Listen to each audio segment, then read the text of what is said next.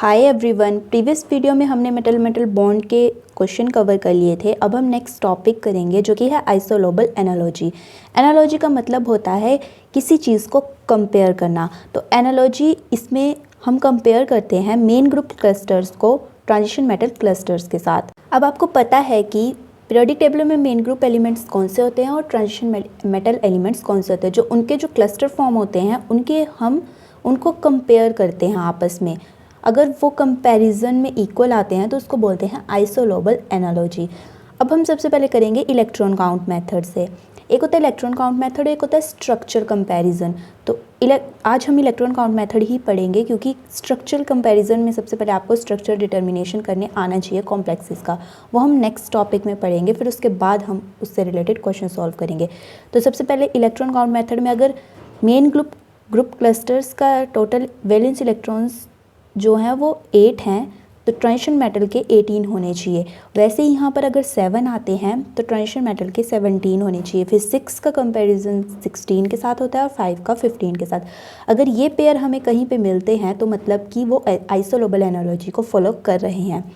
तो हम एक एग्जाम्पल से समझेंगे। सबसे पहले ये हमें इन दोनों का कंपेरिजन करना है। मैग्नीज में वैलेंस इलेक्ट्रॉन्स होते हैं 7 + 5 × 10 इज़ इक्वल टू 17। कार्बन जो है वो 4, कार्बन में 4 इलेक्ट्रॉन्स होते हैं +3 इज़ इक्वल टू 7, 3 हाइड्रोजन से। तो 17 और 7 का कंपैरिजन हो रहा है, मतलब ये आइसोलोबल पेयर माना जाएगा। अब नेक्स्ट की तरफ मूव करते हैं। आयरन जो है वो 8 इलेक्ट्रॉन कंट्रीब्यूट करता है +4 × 8 इज़ इक्वल टू 16। अब ऑक्सीजन में आपको पता है कि 6 ही वैलेंस इलेक्ट्रॉन होते हैं, तो 16 और 6 का कंपैरिजन हो रहा है, मतलब कि ये भी आइसोलोबल पेयर है। नेक्स्ट हम cobalt 9 electron +3 × 6, 9 + 6 15। Cobalt 9 electron contribute करता है, 3 × 6 15। सिलिकॉन जो वो कार्बन फैमिली से बिलोंग करता है तो ये 4 करेगा कंट्रीब्यूट +2 R ग्रुप से आएंगे तो 6। तो यहाँ पर 15 और 6 का कोई कंपैरिजन नहीं हो रहा है, इसीलिए ये आइसोलोबल पेयर नहीं है। नेक्स्ट हम मैग्नीज की तरफ मूव करेंगे। मैग्नीज कंट्रीब्यूट करता है 7 + 10 इज़ इक्वल टू 17। और सल्फर जो वो ऑक्सीजन फैमिली से बिलोंग करता है, इसीलिए ये कंट्रीब्यूट करेगा 6 और +1 R group is equal to 7। तो ये भी आइसोलोबल पेयर है। तो ऐसे ही हम मेन ग्रुप और ट्रांजिशन मेटल के क्लस्टर्स को कंपेयर करते हैं और फिर फाइंड आउट करते हैं कि आइसोलोबल पेयर है या नहीं। अब नेक्स्ट क्वेश्चन है CpCO इज़ आइसोलोबल विद, ये प्रीवियस ईयर क्वेश्चन है। तो Cp5 + 9 हो गए 14।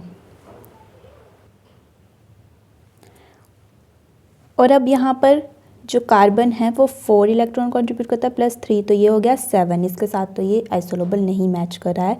4 + 2 हो गया 6, 4 + 1 हो गया 5। और यहाँ पर कार्बन सिंगल है तो ये 4 इलेक्ट्रॉन कंट्रीब्यूट करेगा, तो इसका पेयर जो है वो कार्बन के साथ बन रहा है। तो CpCO इज़ आइसोलोबल विथ, हमारा आंसर होगा carbon. So that's all about the isolobal analogy bye electron count method. Next video में हम फाइंड आउट करेंगे कि स्ट्रक्चरल मेथड से आइसोलोबल एनालॉजी कैसे कैलकुलेट की जाती है। तब तक के लिए do like, share and subscribe my channel. Thank you very much.